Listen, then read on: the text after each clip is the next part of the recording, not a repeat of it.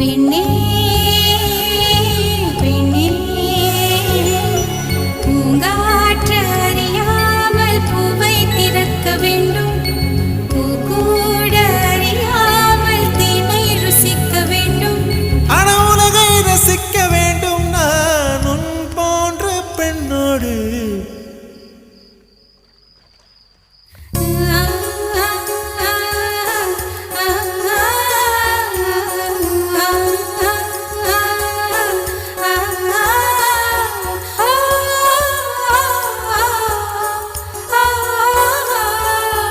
வெண்ணிலவே வெண்ணிலவே விண்ணை தாண்டி வருவாயா, விளையாட ஜோடி தேவை.